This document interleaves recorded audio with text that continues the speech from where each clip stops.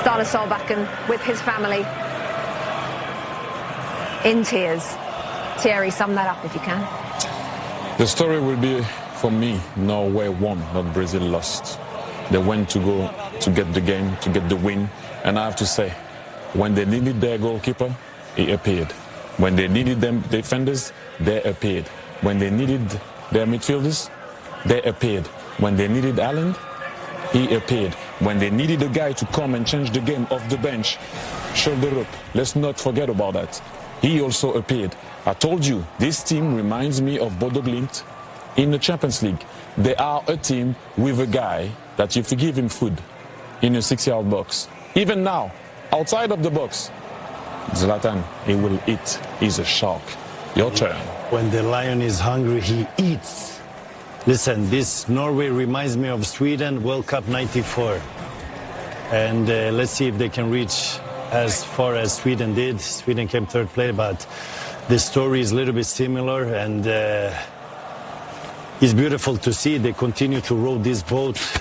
And Brazil never convinced me, not since their first game. And the changes that Carlo did today didn't give results. The changes that Solbakken did gave results. And it seems like Norway was doing Joga Bonito while Brazil was doing Joga, I don't know what, but they're not there. They were dancing before the win. And yeah, now the Vikings is through to the next round, and we're enjoying Haaland. I said it before the game, player to watch. Will he go with a game without a goal? Not yet. Another 2 today. He's top scorer with who, Rebecca? Yep, Norway had 7 World Cup goals. With who, Rebecca? Yeah. Oh, with who? Sorry, with Messi and with Mbappe, but he is actually third on that list. That's a yellow card. If you would have the referee because of today, you would have get a red card. Thank you, Zlatan. Mbappe is top because he has the 2 assists. Messi is second because he's done the goals, scored the goals in fewer minutes. But, you know, we're splitting straws at the moment, but that is the Golden Boot race, as you say. And I was just going to mention that Norway had 7 World Cup goals total as a country before coming into this World Cup, and now he, of course, has 7 by himself. The emotion on his face, and he looks exhausted, but you always get that smile from him. Tears, though, of course, in the stands from the Brazil fans. And Thierry, I know you believe in, of course, that Norway is the story, but there's going to be an inquest into Brazil. They said before, it doesn't matter how we play as long as we win. They lost today. Are you surprised that this has happened under Carlo Ancelotti? I'm going to let the Brazilian press deal with it. The big man came out and said that the only thing is to win. If we win, that's the most important thing. Now, unfortunately for you, you didn't. And he's going to have to answer a lot of questions about his choices and how he went about it. And like I said to you, I have so much respect for Carlo Ancelotti that I'm not going to go there. I'll let the press deal with what they had to deal with, because that, like I said at the beginning of the game, that will be a catastrophe if Brazil does not go through. But let's stay on this story. Haaland, Norway, that's the story for me. They went about it the right way. And this guy, the 2 guys right there, if you go from the back to the top of the attack, that will resume how this team played today. Well done. That's the story. Norway won. Norway and Haaland, the 2 heroes for Norway today. As you saw Neymar on the floor, inconsolable. There he is. A farewell surely on the world stage for Neymar. But look what they're getting ready for. Ooh, the shall we do it with them? Shall we do it with them? Ready. We're going to wait. We're going to wait. Come on. You guys in the studio get ready. They are getting ready. Do not worry. We are going to bring you the Viking row as soon as we get back. But Brazil make their earliest exit since 1990 out of a World Cup. Norway are into the quarterfinals for the very first time. Zlatan will pay for the adverts. Can we stay?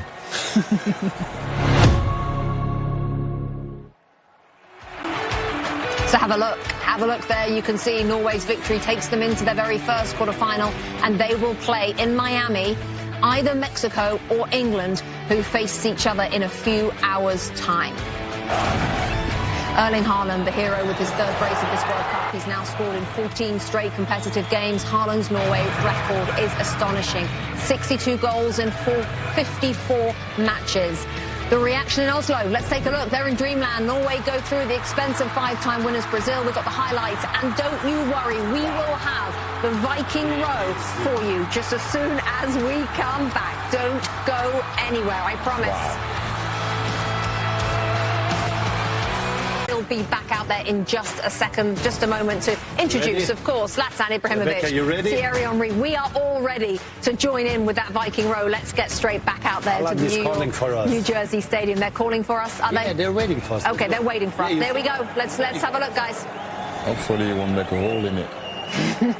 Let's go, big Viking.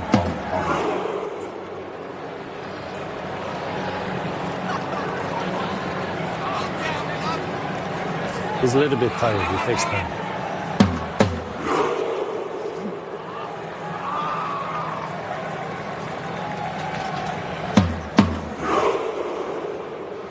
He's enjoying it. Look at him. Yeah, he's milking it. He's more effective in the box than there, eh? Let's go. Bring that ball.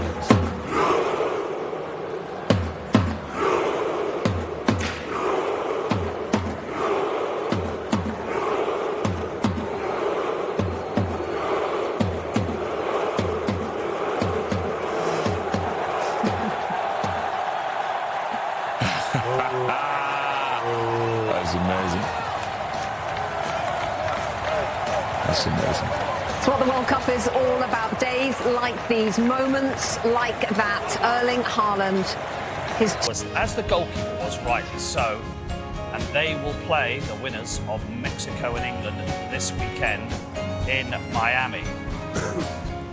Ian, I'm not saying it was the greatest piece of soothsayership any of us have ever done, but we did say if you've got Haaland, you've always got a chance. Yeah, you have. With a player like that, you always have a chance. Yeah, you do, because he's people constantly talk about how many touches he has, and even though the fact that Norway had a lot of possession today, they're normally playing on the counter attack, but they didn't play like that today. He didn't have to have a lot of touches, didn't have to be involved. But once they stayed in the game and it's 0-0, then you've got a chance. You've got a chance. Do you think he spooked Brazil defensively? Gabriel, maybe.